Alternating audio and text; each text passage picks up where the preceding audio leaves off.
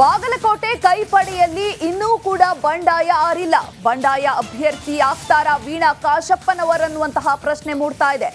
ಗಂಡನನ್ನೇ ಹೊರಗಿಟ್ಟು ವೀಣಾ ಬೆಂಬಲಿಗರು ಸಭೆಯನ್ನ ನಡೆಸಿದ್ದಾರೆ. ಬಾಗಲಕೋಟೆಯ ನವನಗರದ ಮನೆಯಲ್ಲಿ ಸಭೆಯನ್ನ ನಡೆಸಲಾಗಿದೆ. ಸಭೆಯಲ್ಲಿ ಲಿಂಗಾಯತ ಸಮಾಜದ ಮುಖಂಡರು, ವೀಣಾ ಬೆಂಬಲಿಗರು, ಅಭಿಮಾನಿಗಳು ಕೂಡ ಭಾಗಿಯಾಗಿದ್ದಾರೆ. ಸಂಯುಕ್ತಾಗೆ ಬೆಂಬಲವನ್ನ ಘೋಷಿಸಿರುವ ವಿಜಯಾನಂದ ಹೀಗಾಗಿ ಪತಿಯನ್ನೇ ದೂರ ಇಟ್ಟು ವೀಣಾರಿಂದ ಸಭೆಯನ್ನು ನಡೆಸಲಾಗಿದೆ. ನೋಡಿ, ಬಾಗಲಕೋಟೆಯ ಟಿಕೆಟ್ ಆಕಾಂಕ್ಷಿಯಾಗಿದ್ರು, ಕಾಂಗ್ರೆಸ್ನ ಟಿಕೆಟ್ ಆಕಾಂಕ್ಷಿಯಾಗಿದ್ರು ವೀಣಾ ಕಾಶಪ್ಪನವರು. ಕಳೆದ ವಿಧಾನಸಭಾ ಚುನಾವಣೆಯಲ್ಲಿ ಸ್ಪರ್ಧೆಯನ್ನ ಕೂಡ ಮಾಡಿ ಸೋಲನ್ನು ಅನುಭವಿಸಿದ್ರು. ಈ ಬಾರಿ ನನಗೆ ಟಿಕೆಟ್ ಸಿಗುತ್ತೆ ಅನ್ನುವಂತಹ ವಿಶ್ವಾಸದಲ್ಲಿದ್ರು. ಆದರೆ ಟಿಕೆಟ್ ಕೈ ತಪ್ಪಿದೆ. ಸಕ್ಕರೆ ಸಚಿವರಾಗಿರುವಂತಹ ಶಿವಾನಂದ ಪಾಟೀಲ್ ಅವರ ಮಗಳು ಸಂಯುಕ್ತ ಪಾಟೀಲ್ಗೆ ಈ ಬಾರಿ ಟಿಕೆಟ್ ಸಿಕ್ಕಿದೆ. ಈ ಹಿನ್ನೆಲೆಯಲ್ಲಿ ವೀಣಾ ಕಾಶಪ್ಪನವರ ಬಂಡಾಯ ಶಮನ ಇನ್ನೂ ಕೂಡ ಆಗಿಲ್ಲ. ಕಾಂಗ್ರೆಸ್ ಮುಖಂಡರು ಕೂಡ ಭೇಟಿಯನ್ನ ಮಾಡಿದ್ರು, ಆದರೂ ಕೂಡ ವೀಣಾ ಬಂಡಾಯ ಇನ್ನೂ ಕೂಡ ಶಮನಗೊಂಡಿಲ್ಲ.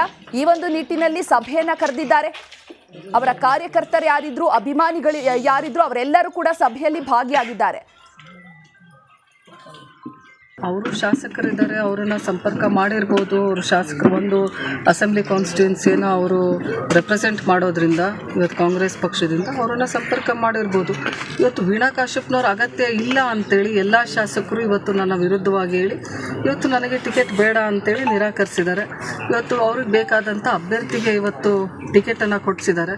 ಇವತ್ತು ಈ ಒಂದು ನಿಟ್ಟಿನಲ್ಲಿ ಯಾರು ಕೂಡ ನನ್ನನ್ನು ಚುನಾವಣೆ ಘೋಷಣೆ ಆದ ದಿನದಿಂದ ಇಲ್ಲಿವರೆಗೂ ಅಭ್ಯರ್ಥಿ ಆಗಿರ್ಬೋದು, ಅಭ್ಯರ್ಥಿಯವರ ತಂದೆ ಆಗಿರ್ಬೋದು, ಸಂಪರ್ಕ ಮಾಡುವಂಥ ಒಂದು ಸೌಜನ್ಯ ಇಲ್ಲದವರು ಅಂತ ಹೇಳಿ ಬಯಸ್ತೀನಿ.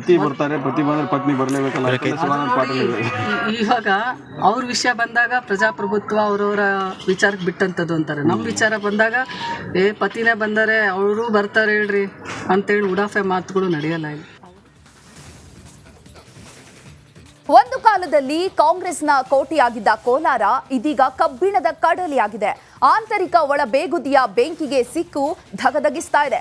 ಇಂತಹ ಬಂಡಾಯದ ಕಣದಲ್ಲಿ ವಿಜಯ ಪತಾಕೆಯನ್ನ ಆರಿಸಲು ಇಂದು ಸ್ವತಃ ಸಿಎಂ ಡಿಸಿಎಂರೇ ಅಖಾಡಕ್ಕಿಳಿದಿದ್ರು. ಈ ಬಗ್ಗೆ ಒಂದು ರಿಪೋರ್ಟ್ ಇಲ್ಲಿದೆ ನೋಡಿ.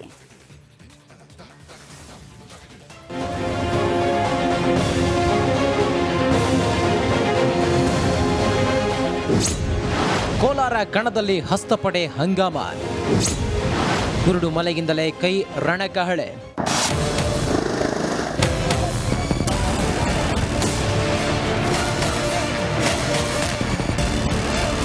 ಲೋಕ ಗೆಲ್ಲಲು ಸಿಎಂ ಸಿದ್ದರಾಮಯ್ಯ ಕಾಲಿಗೆ ಚಕ್ರ ಕಟ್ಟಿಕೊಂಡಂತೆ ಓಡಾಡುತ್ತಿದ್ದಾರೆ.